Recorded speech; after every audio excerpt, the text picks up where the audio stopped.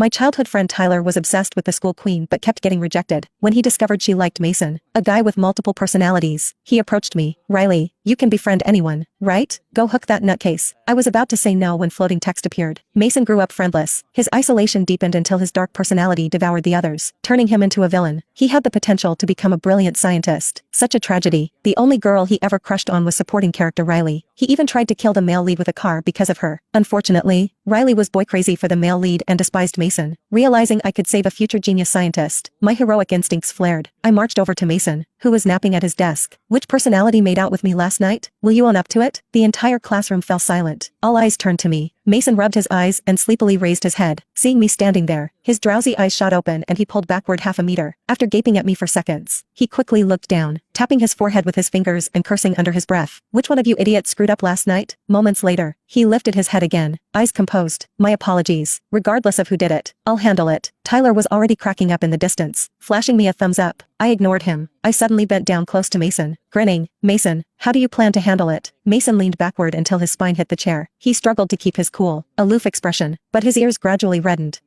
Please back away 3 steps before speaking. Just as I was about to lean in closer, someone yanked my school blazer collar from behind, pulling me back hard. I nearly barfed my lunch all over Mason's face. The person released me and the choking sensation around my neck faded. I spun around to see School Queen Victoria glaring accusingly at me. What do you think you're doing? Don't you know Mason is ill? Stay at least 3 feet away from him. Says who? Him? Or you? I asked while fixing my collar. Mason indeed always treated people who got close to him coldly, but right now, he just frowned slightly at us, lips pressed together, staying quiet. Victoria had expected him to harshly drive me away, but her plan backfired. Her expression darkened as she stammered. Don't you realize this could cause him to switch personalities? If something bad happens to him, can you take responsibility? I glanced at Mason sitting calmly with his icy expression. This was his primary personality, the antisocial genius student. When Mason first transferred here, our homeroom teacher briefed us. She said he'd been kidnapped as a child and developed multiple personalities. She told us not to panic if we noticed sudden personality shifts. Initially, everyone was fascinated. We'd all watched multiple personality movies like Split. Some troublemakers teased him, asking if he had a murderer personality. His "I want to murder you" stare terrified them into backing off, but plenty of brave girls still whispered about him. He was drop-dead gorgeous like an anime character, messy black hair, golden eyes, defined jawline, with a mysteriously cold charm. Eventually, people realized he seemed fairly ordinary. Nobody witnessed him switching personalities. Plus, he was incredibly standoffish and kept to himself. Gradually, everyone ignored his existence. I better not catch you within 3 feet of him again, Victoria threatened, jabbing her slender finger at me. Recalling those floating messages, I smirked at her and Tyler. I grabbed the chair beside Mason and plopped down. Everyone in class had seatmates except him. Teachers had tried assigning him partners before, but parents complained and demanded relocations. So he'd been sitting solo in the back corner, unbothered and overlooked. Starting today, I'm sitting here. I'll